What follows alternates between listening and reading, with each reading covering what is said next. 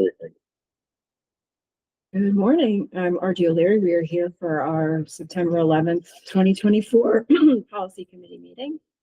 Frank McCree is here along with myself, Matt Bergeron, and Barbara Owens, our two new members of the Policy Committee. So thank you both for serving on this committee. We do a lot of work in this committee, which I'm sure you know, and we have a lengthy agenda, which has grown over time. We have gotten a lot done, but it feels like the agenda never really shrinks. So since we have two new members, I thought we could use the bulk of this time as more of an organizational meeting to kind of walk through what is currently sitting in the current portion of the agenda, the part that we expect to be able to tackle in the near term. So we have an agenda document that was circulated to the committee members. And I'm just going to, I'll just give an overview. There's two parts. So the first part is kind of what we are working on, kind of active policies that we're reviewing. And then the second section is future meetings, potential topics. So what is sitting in future meetings, potential topics are some of these policies we've already talked about. A lot of these have required engagement with other members of the district so that we can get their feedback before we actually start drafting.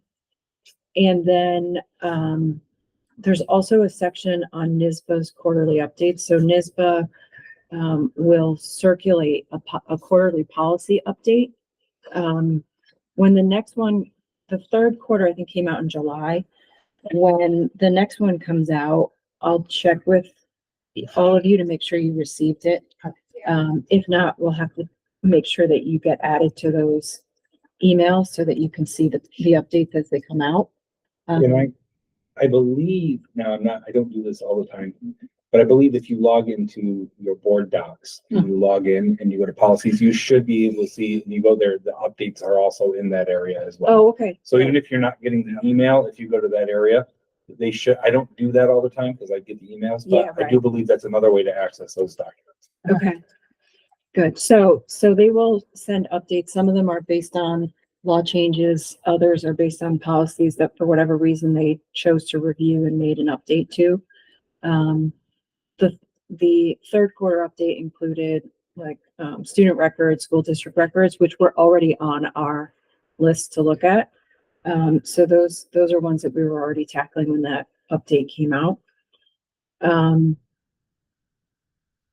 then to the extent there are new policies that we're considering, something like an artificial intelligence policy would be one. Depending on the urgency, it may end up in that future policies section, or it may move to the top. And you'll see that I put at the bottom of the current policies an AI policy. Frank's been looking into this, and I think today we'll spend some time walking through what the work that's been done on that and the research that's been done thus far. Any comments or questions before I jump into what's in the current policy section? Can I say a couple clarifier things? Again, you might already know this or you may not. Each policy, so our policy handbook was adopted in 2003. So the policy committee has been working really hard over the past few years to update and review them all and go through them. So a lot of them, if they haven't been touched since then, will be 2003. And then you'll see some that are 2011, 2018, 2020. Each policy has on top of it required, local, or notice. So the required policies are the ones that you have to have, you know, by law, and typically they're regulations. The local ones are ones that are by your choice, and they help govern it. So like the AI policy would be a local. And then the notice basically is you can have it and it's just there for people to understand. Right? Not everybody understands that, so I wanted to kind of clarify that just in case you're all new, and I don't mean to like tell you things you know, but yeah. And like AI in particular, like in the near term, we may have a required AI policy, and if so, we'd be ahead of the game. I don't know that we've ever gone back and looked at policies that we currently have that then become required and whether we've updated that. that would be We That would would have be- been, a large undertaking. if only if we've gotten the update to say that we should have. Right. Other than that, I don't Right. know what they've done prior to that. Yeah, Yeah. and Frank mentioned 2003. To be clear, it appears that there were many years of NISBA updates that were missed by Voorheesville. So a lot of times you'll see that we may have a policy from 2003 and there may have been NISBA updates over the years that are not reflected in our current policies whatsoever. So a lot of the times we'll start with the NISBA recommended draft, compare it against our current policy. But a lot of times we've missed so many updates that it just makes sense to start with the NISBA draft rather than try and mesh what we had against the recommended version. Yeah, and so policy development, again, if you know this all already, please No, forgive it's me. No, But just so we're all on the same page, policy development in New York State is pretty simple, but actually very convoluted. There are two agencies that most schools utilize, Erie One BOCES and NISBA. So those are your two big creators. I worked for a district that had an Erie One, and now I work for a district that has NISBA. Mhm. Those are the two policy manuals. They are similar, but they are different, right? And the way that the language is written can be different. A lot of other schools also, they use those as guidelines or they utilize counsel to be able to help develop those policies. Those policies can be different than the NISBA policies or the Erie One policies. So like the HR component here, we had an HR person look into our policies. They gave us recommendations that are different than what our council or NISBA have given us. Because again, each person who looked at it has their own different perspective. And so using those, we prescribe the NISBA. NISBA is pretty well represented in New York State. They do a lot of good work. Everybody kind of recognizes them as like the forebearer of policy, and then Erie One is the other big one. Like, those two are huge. Yeah, and we use NISBA. NISBA. We have not used, I've never looked at an Erie One So policy during my multiple years on so this I did committee. Erie One at another district in a complete policy overview manual. Very difficult to do, but I went through it, and we did some comparing to NISBA. They're very, very similar. Again, the regulations and specifics of it are there, especially for the required policies. Okay. The numbering is different.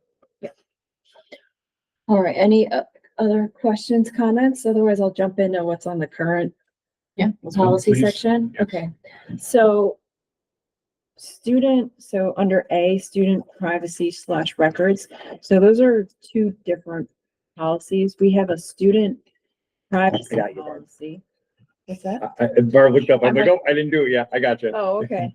Yeah, and by the way, Jess and Trisha, when she was running this, did an amazing job creating folders within our policy Yeah. committee share drive. So for each policy that we will review or have reviewed, there's a folder in there that will include usually our current policy, Yep. the NISBA recommended policy, any other research or drafts that we've done with respect to that policy, the regs. Yeah, so this one, Wow, So very, yeah, Trisha was amazing, and Very I complete. aspire to be as good as she was at this, but it's probably not gonna happen. I'll do my best.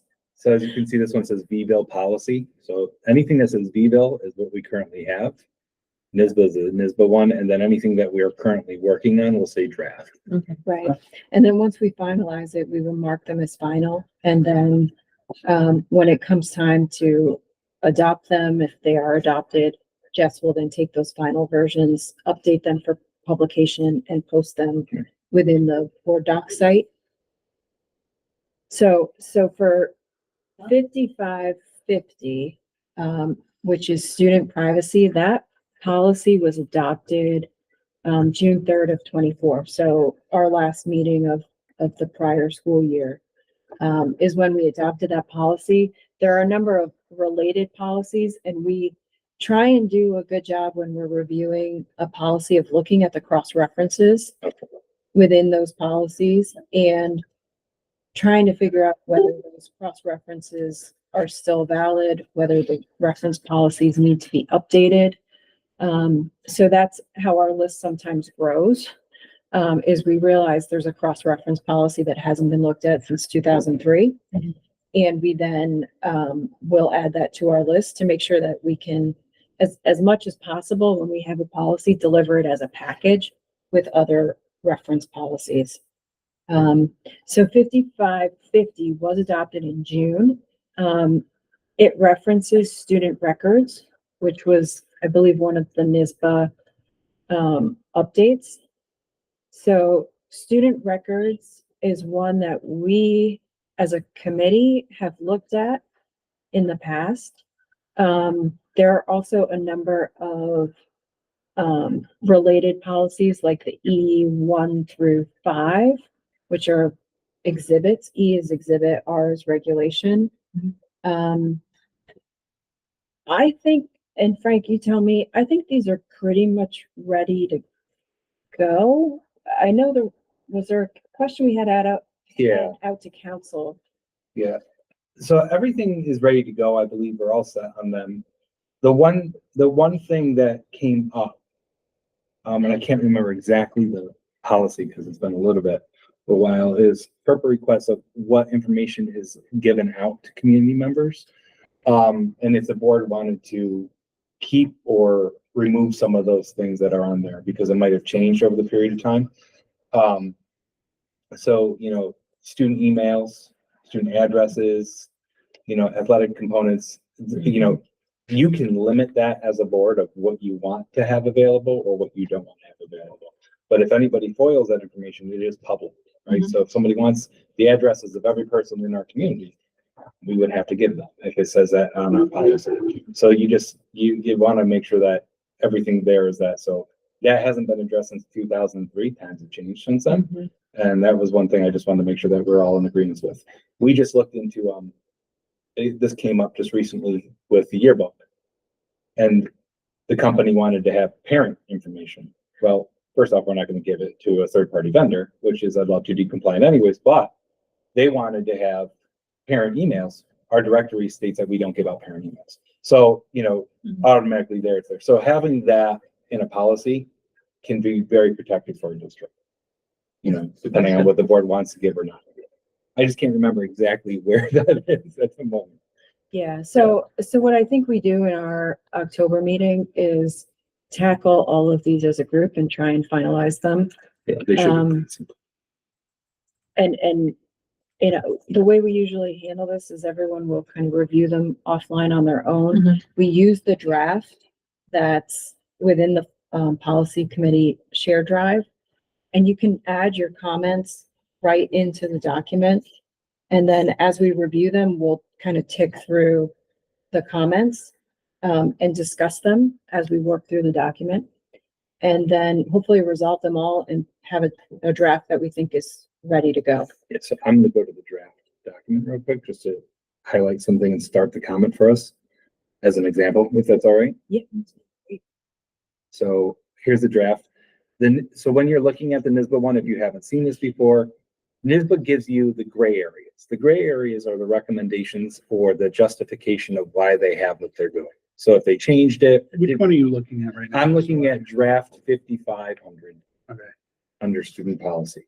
Okay. Yeah, please, if I'm moving too fast. No, it's my eyes. Oh, no, trust me. Aren't the best. so I'm gonna Well, bring it this up in also front of gets really confusing. And, we've done this for a while, but trust, Okay. it's still, we'll do this at meetings like where we've done it, we're going, where are we? I'm Which sorry. one are you on? Yeah. So the gray area is NISBA's recommendations or their justification of why something has changed or something like that. So, and they'll give you, the board should consider this or do that. So Trisha already, oh, look at that. There you go. There's already a comment already in it. So, and you'll see, how do we do this at Viaville? How is the Google platform managed? So if she has questions regarding our procedures, right? Because procedures are what the district does. You guys do policy. One of the major components we want to make sure is, does our policy match our procedure, right? And does our And- procedure match our policy? And if we're gonna make a change to policy, is it administrable, right? Like, can you comply with what we're proposing in policy? Yeah, so this is a good example. Yeah, that's a perfect example of that. So it's not just doing the policy, it's also making sure that and sometimes policies come up because I bring them up saying, hey guys, the procedure that the district's been doing for the past 6 years is not what this policy is. Right? And we have to look back and change it. And that can happen with, everything else going. But I'm going to go down to the one area that I was talking about, and that's directory information. Oh, right. And Trisha already did it. So FERPA notification we do now, but the directory information designation for the release, ours, so they don't have what ours is in here. And that's going to be they have only what their recommendation is. So that's why you'd want to look at our policy. And I'll start drafting and combining the two together. Actually, just let me do that now. Actually, I'll wait because I don't want to confuse anything. So I'll put ours in there, our current policy, we'll combine the two, so you know what we have and what NISBA has, and that will become the new draft, and then you can work off of that. Just let me make a note that I have to get that done. Here's what our current directory information looks like. So so it's a little bit different.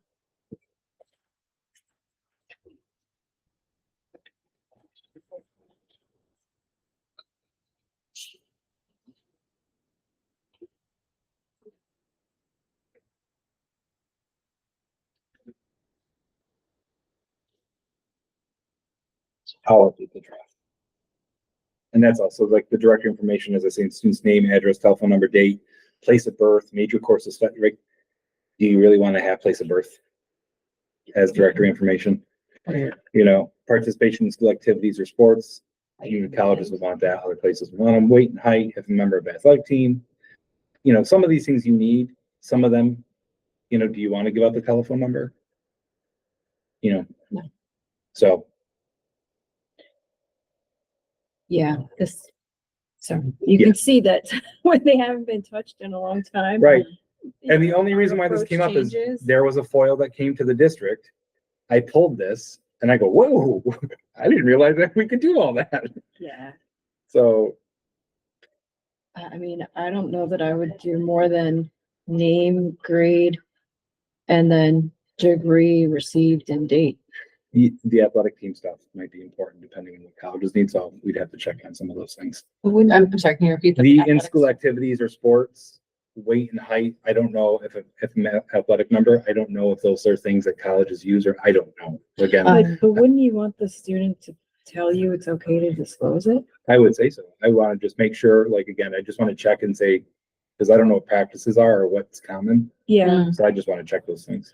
okay. Yeah, I mean, if. I know how I feel personally. I just want to make sure that we're not doing anything. Do you think you can check with Yeah, I'll check it. administrators before the October Yep. meeting? Yeah, I'll draft this all up for the October meeting. Yeah, because I would rather have a process where the student says it's okay to disclose my A, B, C, and D, Mhm. and then we do it rather than Yeah. some college contacts us and we say, yeah, they're a baseball player. I don't know, that's me, but And may I ask, so the cross-reference here is the school district records. Now, what you were saying is once we have a cross-reference, that is then put on for the next agenda to make sure that that cross-referenced policy also is in. Well, we So- check them. yeah, Okay. so I'll So it's not try- automatically placed on it, it's just. Right, yeah, I'll try and stay on top of that when creating the Yeah, agenda. Trisha was really good at that. So that if we have a new, let's say NISBA recommends an update and it's required by law and we need to jump on it. Right. When I'm Those part. when I'm looking at where we're gonna put that on the agenda, I will check the cross references. Okay. And if we have one that hasn't been looked at in a very long time, or there's something because of that update that needs to change in the cross reference policy, I'll pull those in. Right. So that hopefully we do them together. And sometimes some of the policies that are required, they don't change, right? Sometimes they're always the same, Right. but it's always good to check them. Yeah, so that's student records, but you can see at the bottom there's a reference to school district records, which is the 1120 and the 1120R. So those are policies from 2007. There were NISBA updates in 2020 that we missed. So my hope is that we can, in our October meeting, try and get through the 5,500 and the 1120 policies. So that we can kind of finalize those. I'd also like for us to be able to get through student health services, which is 5420. So that one I think is pretty much good. We revised it January of 2024. Where is my policy? I think you've. Am I missing it? selected See where you have one selected? I think you've already selected it, and that's why you're not seeing the ones. that are Because I am available. so confused right now. Like, where is my policy thing?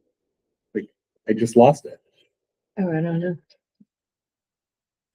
That's weird. It Can really you is just use the bizarre. back button up at the top. Oh, maybe that's why. Maybe it's. Okay, because I thought like, that is so Did you bizarre right delete now. I hope not. Yeah, maybe you just go back from the policy you have open. It should Yeah, get I'm you just, back. yeah, I'm just going, logging off and logging back on. Again. That's kind of crazy. I'm glad that you saw that, Barbara, because I was like, from where did it just go? Okay, so student health never know. services. That one I think is pretty much ready to go, but there are cross references in that policy that we need to add back. We took them out when we finalized the 8121.1, 8121R, Oh, yeah, and that's the right. 5550. But once we finalize what we're doing with this group, we need to make sure we add back in all the right cross references. Oh, yeah, that makes sense. And where? So an 8121.1 and 8121.1R, we adopted June of 24. So those are pretty much good to go.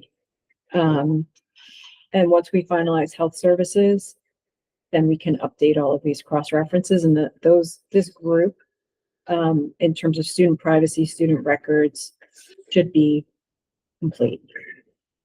I didn't write draft on top of that, so I'm just gonna make sure that it says draft policy 5420.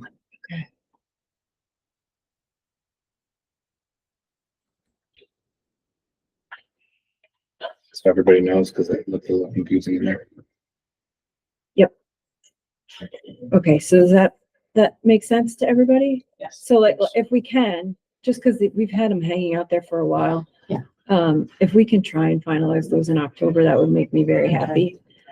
And then, as far as what else is on our list, 5605, student voter registration and pre-registration. There were NISBA recommended updates in September of last year. This is a required policy. And let me just, I thought we updated it. I think that's what I'm looking. I'm like, I We thought we updated it, did we it. updated our practices. I think that one's done. Yeah, I think the only questions we had there were around, process. Yeah, we fixed all the processes. So that one's ready. I 5605 is thought ready. we did it, to be very honest. That's what I'm looking, because I'm Okay. now I'm thinking, didn't we finish that Yeah, one? we have voter access registration. We have a plan for announcements and So maybe communication. we need to remove that one. I'm just trying to connect my, I forgot to connect to the internet, so let me do that. And then I'll tell you. Quick.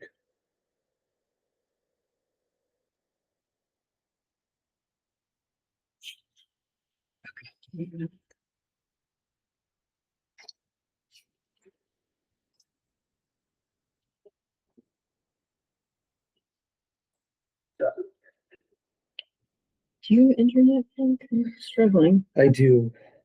I'm going to it right now.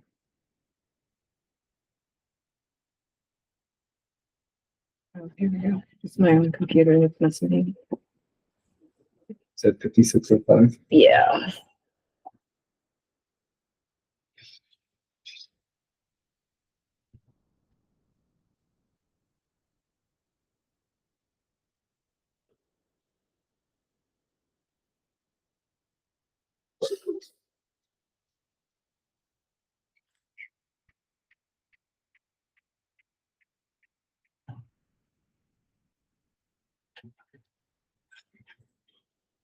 Maybe we didn't update it. Let's, let's see, getting there. Okay, 5605. No, adopted 2020. Yeah. I don't think we finished this one. I think where we stopped was process. We were wondering, how do we actually Right. I distribute thought I this gave that update. information? Yeah, because I know you did, Yeah. but I don't know that we ever moved this one forward. or did we have to do change that much? It did. Here's both policies. So it did change.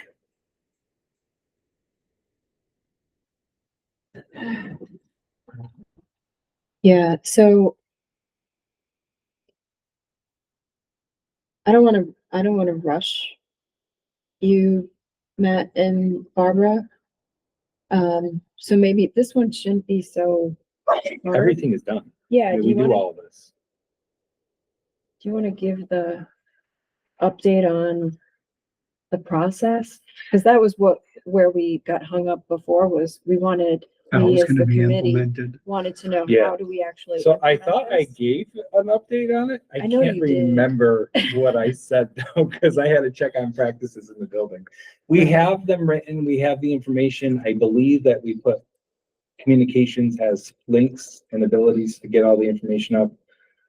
They were sending out information once a year regarding pre-voter registration and the links for it. So we're following through on all those opportunities.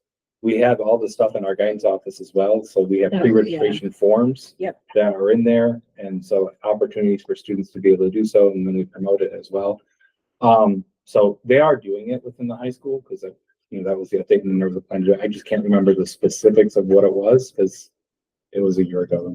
Yeah, no, we've had this one on our list for a while. So do you want to move it forward for October? Well, that's where I don't want to rush you guys.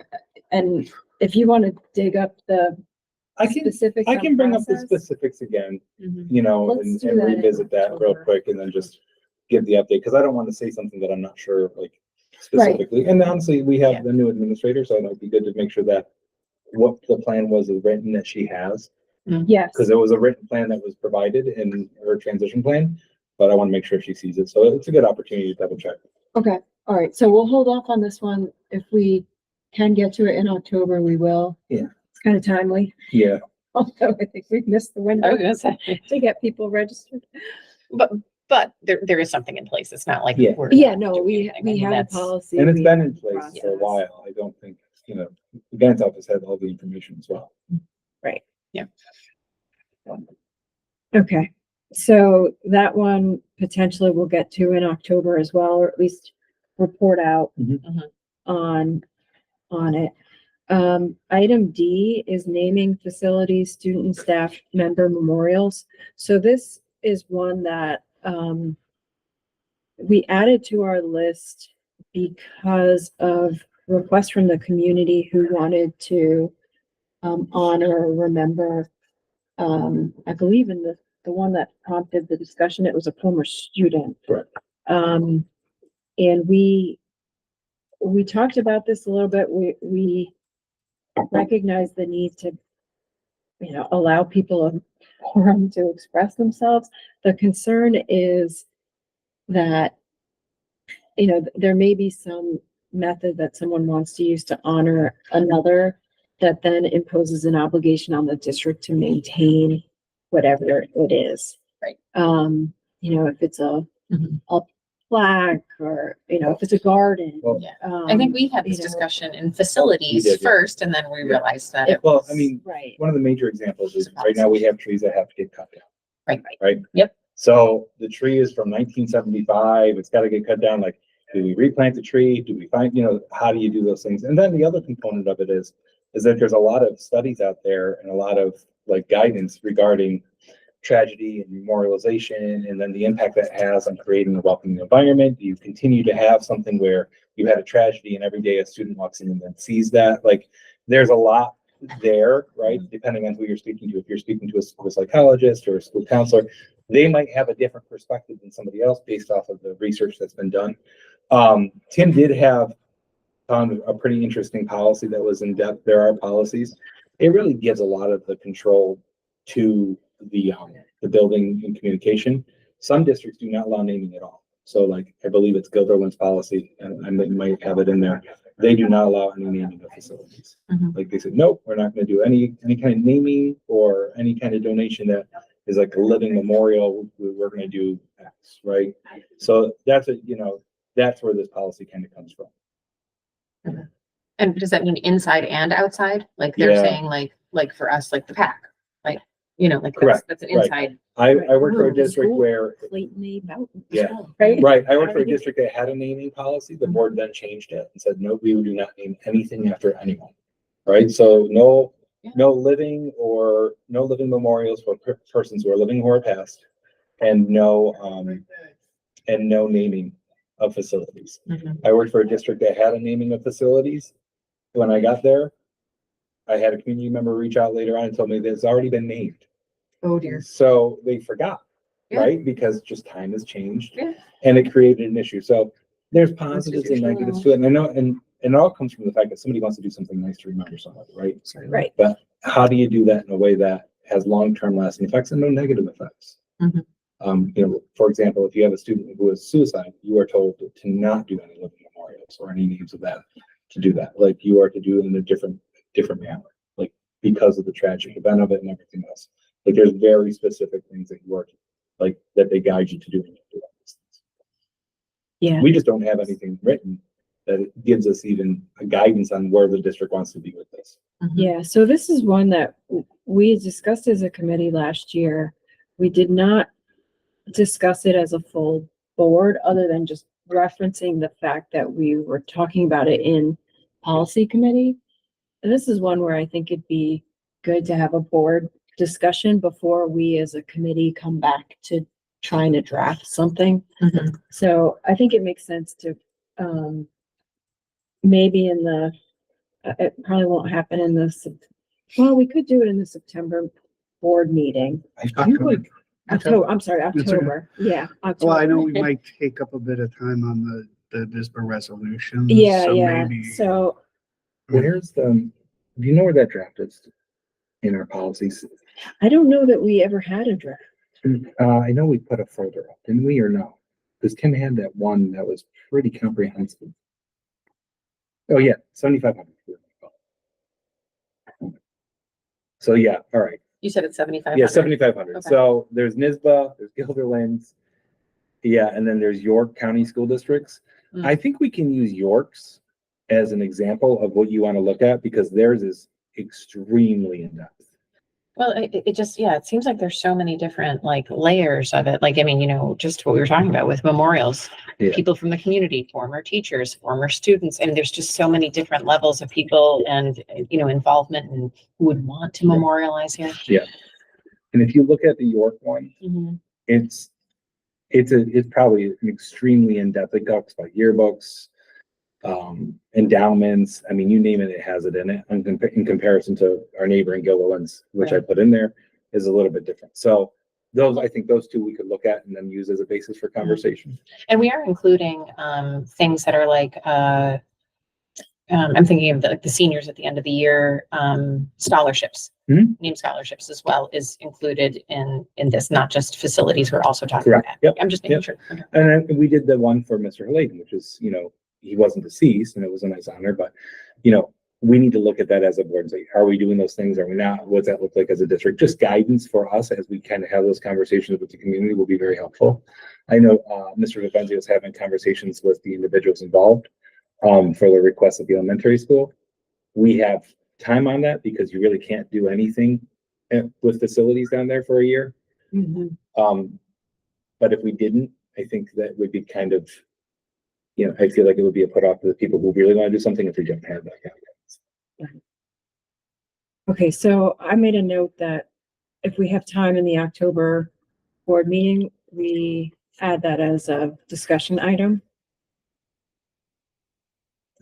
Can you remind me and I'll share that Yes, folder, in my news and notes prior to that meeting? yes.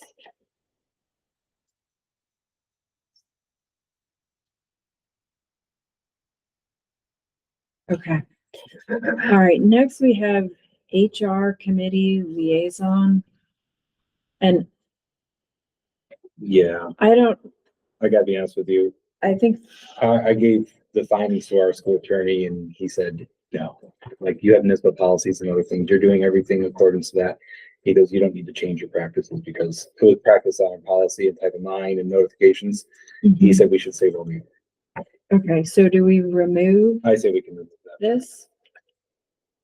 All right, do you want to give a overview of what we were Yeah, considering? so we had HR and we are doing an HR audit in the district. It's gonna take about 3 to 5 years, more or less. And HR it's over encompassing. There's so many components to, with hiring or components, but this one would deal specifically with board policies on like workplace violence, Title IX, notification. And this audit is FERPA. still ongoing. What's that? This audit is. Oh, still yeah, ongoing. this is an ongoing process to change over our HR practices, and streamline the district's practices and actually update them to technology, because everything is handwritten. So you said it's a 3-year process. It's for the HR, it's gonna be an ongoing practice for the next 10 years, right? It's not gonna be something that's gonna be done, but there's lots of levels that go along with this. The level that we're specifically talking about is just like FERPA Title IX notifications and things like that. The HR audit came up with suggestions that differ from the current practices or NISBA practices that were there. I had our council review. He said, you're already doing things specifically. You worked through council already. He goes, these are the practices that are in place. They follow the regulations. He said, they recommend that we continue to follow what we're doing. Who conducted the BOCES. the audit that you gave to council to review? Bethany Citron from HR. Oh, and BOCES. I know you knew the name. So that's why, so they did that and they're going through it, but BOCES is doing our HR audit and we're working with them to do any HR transitions. So my inclination is to remove this for now until the audit is complete. And then we come back to HR policies as a committee Agreed. at some later point and see if there's anything we need to update. But I don't think there's a lot of meat on this yet. No. For us to really dig in on. So I'm gonna take this off of our agenda. But Frank, I would just say, keep us updated on the progress of the audit and whether there's anything that triggers a need for a policy review. Yeah, right now we're doing a lot of, it's all about hiring and onboarding at the moment. And then we're gonna get to more of those things. So we might have some process policies that have to get put in place with that kind of stuff. But we're trying to figure that out and develop those practices. Okay, good. All right, so next up is building use policy. So there's a couple of issues with this one that I think as a committee we should take a look at. So one is the fee schedule. I had a number of outside organizations who use our facilities come to me with concerns about the fees that we were charging and whether they were, I don't want to say, they felt surprised, let me put it that way, by the amount of fees that we were requesting for use of facilities. Our policy, as we have it drafted, tries to not ensure that we're not subsidizing any outside organization so that we are covering the district's costs and when we're opening up facilities to outside organizations. But there were some nuances to how the fees are being calculated that I thought required us to take a closer look. Are those fees, is that fee schedule part of the policy? It is, Currently? it's Okay, baked so I in can take there. a look at Yeah. that. Okay. Yep, it's baked in. And we there. can invite Jim into that component. So, I mean, he's Yep. the one who does the policy development. Yeah. Not policy, but village. Yep, so that's one that I'd like for us to try and tackle. Yeah. Potentially, go ahead. Can we also add out of district, out of state use of our fees? Because the out of state dance companies and other places, we are charging them amounts of money that is far less. Like, so, yes, our money, so there might be the concerns that maybe people who live within the district or around the area, it's more than what they think they should be paying, or more than what it was in the past because of the way that maybe it's being developed now. Yep. Because there might have been gift of public funds in the past that maybe Jim has realized that, Yeah. isn't something that's eligible, but that's for that. The out of district ones, though, people are coming here and they're saying, oh my God, you guys are the cheapest place in the world.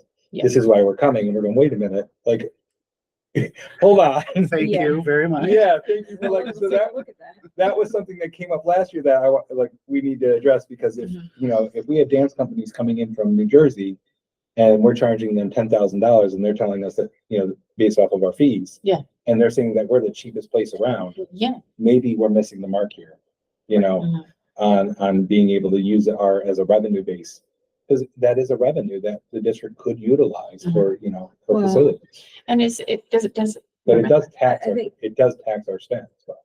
Oh, Yeah, and our facilities, and I think there's all kinds of things out there about whether districts can raise revenue through leasing Mhm. district facilities, and when it's not necessarily delivering a benefit to the community. So there's Yeah. also some legal implications there that we should Yeah. probably tackle. Is there anything about, like a nonprofit versus a for-profit? There's probably tons of stuff. Yes, that's where Yeah. it comes into, if you're not for profit and you're then using your not for profit facility to generate revenue. Right. Are you now a for profit institution, at least for See that? how that would Yeah. raise a Aspect, whole host of It, issues. it's messy. It's very messy. Some schools do a lot with, I will tell you, I was part of a school district that had extremely nice facilities.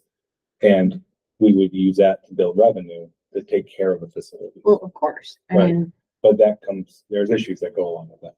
but But if you're looking at our PAC, to buy a new lighting system, it's about $500,000, right? So that's not cheap, right? If you can build revenue legally, not a bad thing.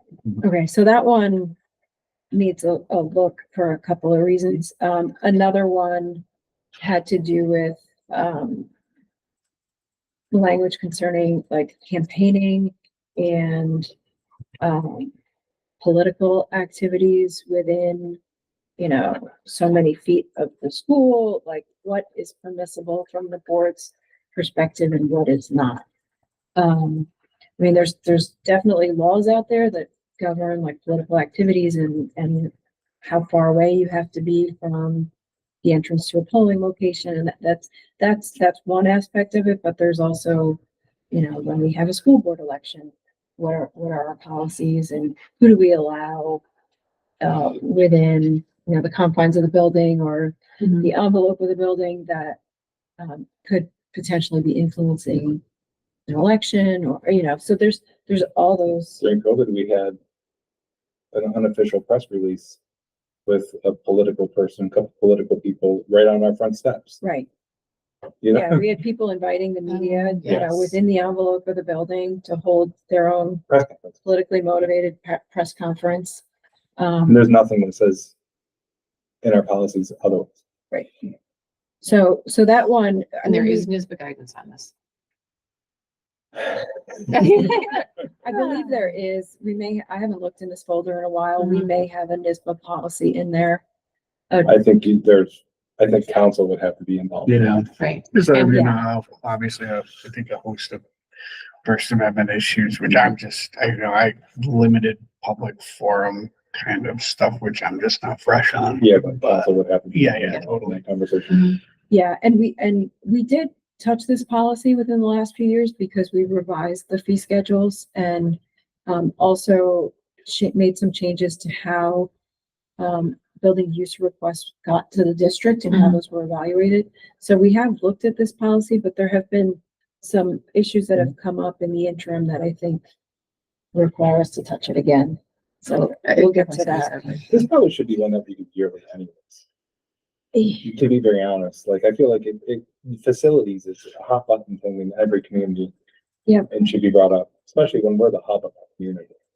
Yeah, and we have a growing population that keeps changing how we're getting asked to open up our facilities. Well, I think the other issue that's gonna come up, that I just want to bring it up because it's been talked about a little bit. We might want to talk about our facilities and then district use in comparison, because next year, like summer wise, right? Mhm. We're not gonna have our elementary school field. And we're not gonna have that field probably in the fall either because of seating and everything else. Then we were talking about, our field, our satellite use fields, closing off fields in the summer because you want to have them regrow and build. So if you're having field use for lacrosse, and then in the summer, you're gonna have it used for soccer, and then you're gonna probably have Kiwanis soccer want to use it. Mhm. When do those fields, or when are we able to work on those fields, build those fields back? So that's gonna be a problem too, so limiting that. So there's gonna be, I definitely think next summer, we're gonna see a major constraint on our community wanting to use our facilities when we're losing a large portion of what we can and can't do Yeah. for a good 6 months. Yeah. So, And then another issue on this topic, which came up at the board meeting we had the other night, has to do with maintenance of the fields. Right. that's actually on facilities already. Okay. Yeah, good. that was- So, Actually, Neil already brought that up a week ago, so we already put, that's why when I responded back, which I just said, that's on facilities, so literally, that was already on the, Okay, that was good. already on it. that's good. Yeah. And then, the community member who brought this up, raised a concern that there was potentially a district policy on how we maintain the fields, unwritten Yeah. policy on how we maintain the fields. I'm not aware of any such discussion think or that- sentiment on that topic. And actually, that is on the agenda to talk about, because Neil brought up that. In order for a district to put down herbicides or pesticides, it has to have board approval. I think that's where the confusion of the rumor might be coming from, is that, It's by state law. yeah, like, I can't say, we're gonna put down herbicide, like, nope, you have to make that decision as a board. The board makes that decision. Isn't there a notice that must go out Yes. before it's applied? We give it out every year, Oh, you give it out every Yes. year. Okay, gotcha. but you still have to approve it. So like, there's some districts, like Shen does it every year. And whatever, and then there's another district, or a neighboring district that does it every 2 years, which is the board approval for herbicides. So but you just have to get on that location conversation. So Neil, working that, since he did work at a district that already did this once before, wanted to bring that up this year at facilities. Okay, So all right, good. So then you'll keep us posted if there's any policy implications that come I out don't of think that discussion. there might be regarding the herbicide, but I'm not sure. Okay, all right, so let us know, and we can loop it into this building use facilities type policy conversation. I'll move on. So we have two policies that were referenced, I'll say, not even really discussed at our board retreat that we had over the summer. One is the 2510 new board member orientation, which we adopted back in 2022. We had a newer board member at the time who wanted to make sure that we were properly orienting our new board members so that they were kind of ready to hit the ground running when we joined the district. So I think we've made a lot of progress there, but there were some questions raised that probably require us to take a fresh look and make sure we're all comfortable with the content of that one. And then another one that we talked about at our retreat was 2342, agenda preparation and dissemination. So this is one that was last revised November of 21. But since it came up and some people had questions, I think it's worth a fresh look. Nothing urgent. I mean, these policies are relatively recent. But I put them in our current, Is there a folder in here for those? I did not create Okay. folders yet. I'll ask Jessica. Okay, thank you. But those are two that I think we can just pull in our current policy, see if there's anything we need to revise, and if so, just create a draft. Student board member, so 2245. This was a policy that we adopted a couple of years ago, I think. After we had a referendum that went to the voters in our district. We were kind of ahead of the game, I think. But there's been a recent law change, which changes some of the requirements. I have it up. Yeah, that we've reflected in our policy. So our policy requires that the student board member be a senior in the school at the time they're appointed. The current law that was passed this past session removes that requirement. There's some other changes too that were now put into law Mhm. that I don't think really impact our policy. No, because basically you don't need the referendum to go out any longer. And, the selection is still at a decision of the board of how they want to do it, so we could keep the same selection process as is. It doesn't specifically state it's a 1 year component. That was a question I had that I wanted to kind of go through. We do have time. This doesn't go into effect until July 2025. So, I mean, we have time over the year to look at it. What you're looking at out there, Barbara, this is from our attorney. So it's basically the expectations and the changes that are there and what, what that implicates for us. So we have our policy and then we have this guidance, and that's within that folder as well. So, but right before the dots. Yeah. The bulleted list, it seems like it should be all of those, like it's saying you're going to be all of those things. Is that, do you know what I mean? And you must have attended the high school for at least 1 year and be. Like, shouldn't it say like at least one? so You see what I'm saying? I don't like that, but you're right. Like, I just realized that when you it's said gotta that. be like inclusive Yeah. of the following. Well, Yeah, I think it's buried there with the or Yeah. at the penultimate. yeah, bullet. because I mean, we specifically said when we talked about our policy that we're not looking for an elected student president of a group. We want students that are, wide a range of students that are interested in doing this work, have the ability to kind of apply for it and get it, not just, a very limited few amount of students. Yeah, I do see what you're saying. It is Yeah, buried in there, It but is yeah. good.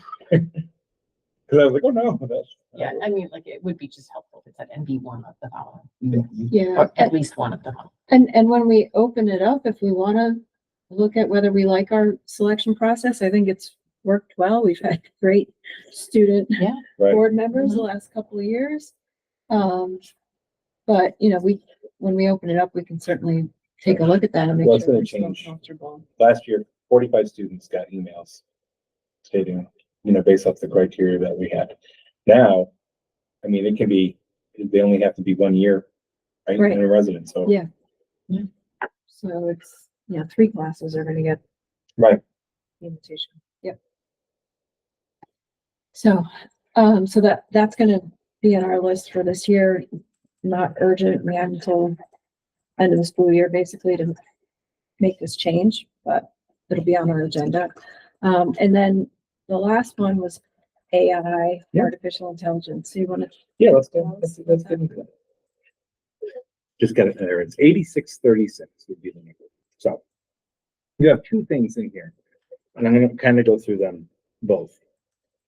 So there's the NISBA sample policy, and then there's the policy notes. And I'll explain what policy notes are. I have shared the policy notes with the technology committee, the administrative committee, shared decision making, like staff have had opportunities to give input on this. Really, no one has said much because the policy is pretty much comprehensive. So I'm gonna go to policy notes first, just so you have an understanding of it. Mhm. This came from a NISBA training.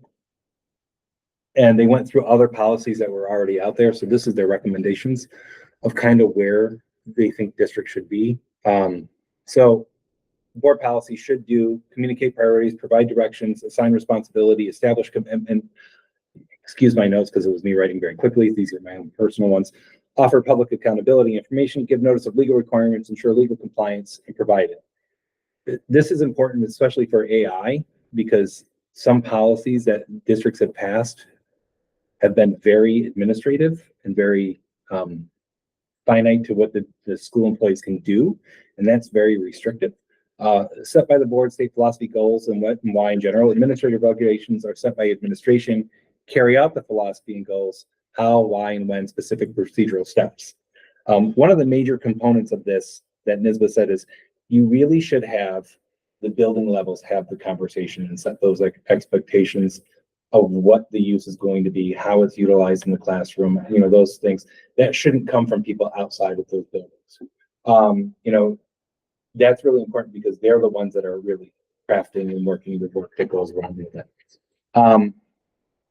There's, and you'll see the notes. Ground rules, all district policies apply to use of Gen AI. So even if you don't have, you know, the specific policies that, you know, there's a whole bunch of other ones, Yeah. they automatically all go to it.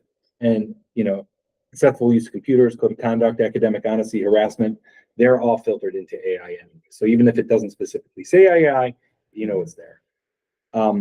So the basic guidelines that it should have in it: teach responsibility. Students are responsible for their own work and any errors it may contain.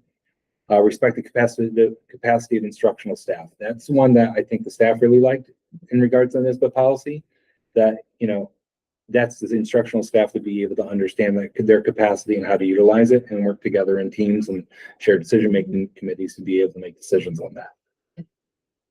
And, you know, our policy has, the draft policy has it: before AI, if you thought a student cheated, you gave an opportunity for students to show understanding. Same idea with AI. If you think a student utilized AI as a cheater, you're not going to give them a 0. You're going to give them an opportunity to say, show me your understanding of this in a different capacity. You know, you're not going to make a generic understanding of saying that, you know, of why or how.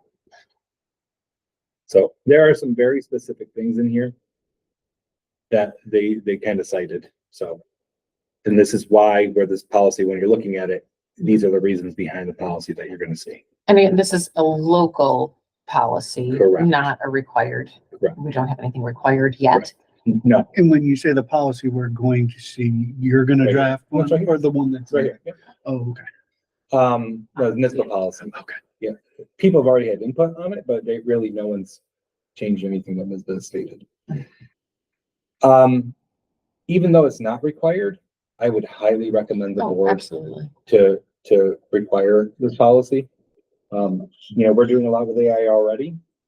You know, it was nice to hear Shauna say to the staff on opening days that she's looked at a lot of districts and we are, you know, at or above where others are. That was kind of nice on some of the conversations about AI.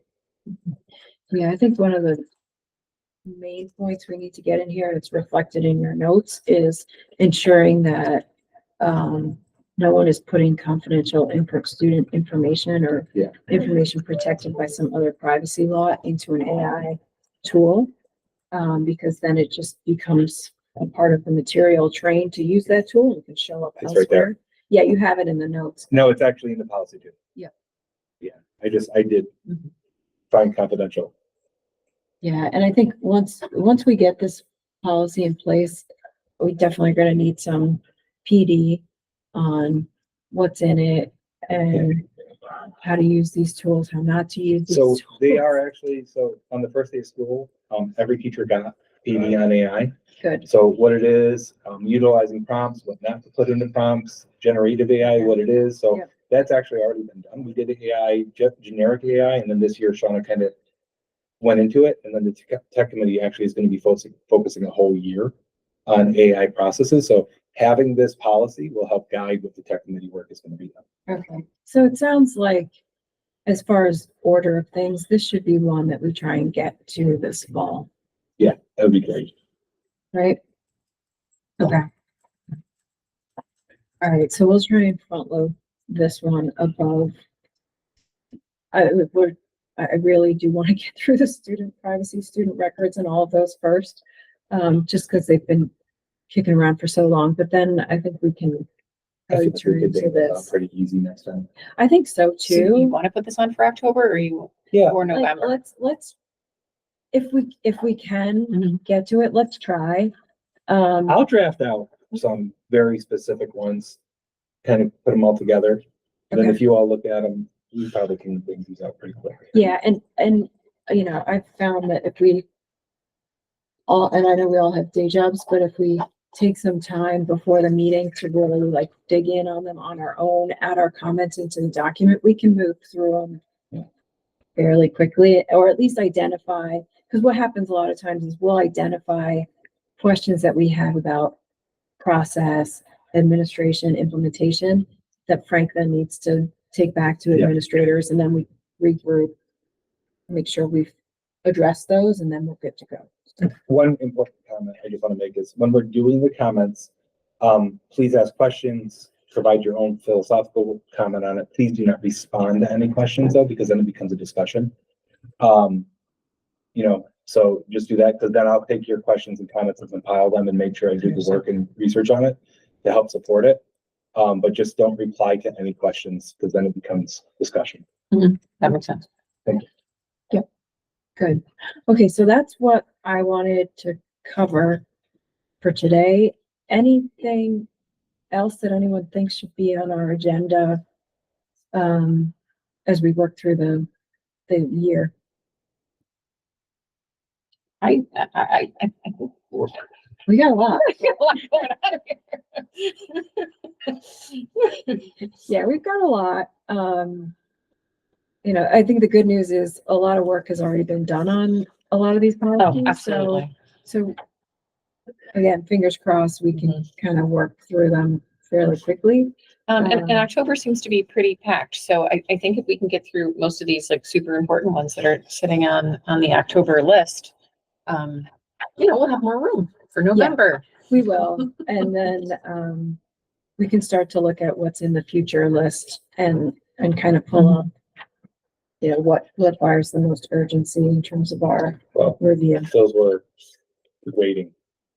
Yeah, the grading and the valedictory class and all of those. That was a big one that are- we wanted to tackle. Yeah, those are ones that I have been pushing for us to tackle.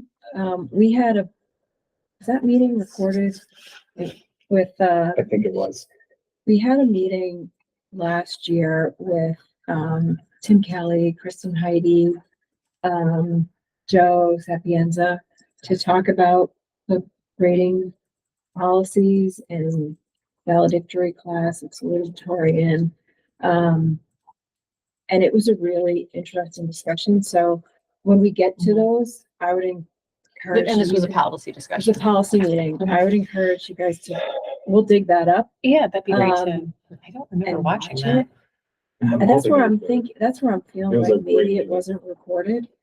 I And if have a- it wasn't recorded, maybe we invite them back again. Yeah, I have was a asking brainstorm for that, idea but- on that. So we have the district advisory committee, which is staff, and then every other month it's also students and parents. I'm wondering, how do you feel about me getting feedback on those policies prior to us working on it, giving like what our staff feel about the grading policy, what our staff feel about the valedictorian and salutatorian policy? If there's any specific areas that they would like the policy committee to kind of look at and talk about, things that they really like, things that they want to have considered. Be totally fine. I with see that, no Yeah, downside. Yeah, to that that. feedback would be. So I'll put that on for my agenda actually for the first meeting, and we'll talk about that, because that can be a focus topic. And then when we're talking about that, because there's a lot of stakeholders, and then they can give us more information and support on that as we. And move what forward. group is that? That's the district advisory committee. Okay. We, EAC. yeah, we revamped, and this is now actually we're in the third year of it, trying to make it work where the shared decision-making components of the district now have like the building level components, or, have building level teams that work together, then report back to the district advisory committee, which then should be focused on the district goals and specifics of our strategic plans. I think that's great. Yeah, I was just brainstorming. Might be a good place to do that. Okay, good. Yeah, so tentatively, we start to tackle those before we get into 2025. Yeah. We'll see if we can make that work, but those have been, I was like 2025, is that a policy? Oh, no, uh, you're talking year. year. Well, if we do that in January, Project. like, because I'll do that October and November. In December, I'll have those meetings. And then, because September will be staff, October is, we alternate Mhm. with other people input. So I can do 3 meetings by November with parents, staff, twice. We should have a pretty good understanding and be able to Okay. do some building work. So then when we talk about this, I'll already have some insight from the practitioners in the district. Good. Okay, and just for anyone who's listening, to be clear, if we make changes to those policies, the discussion previously was that they would not impact current students, that they would impact the next class. We would talk about cohort start time. Yeah, so And I know there's some disagreement on that Mhm. topic, so we might, These are hot button, yeah, these are hot button topics. yep, for sure. Okay, good. All right, anything else? Nothing. All right, great. Wow. All right, that concludes our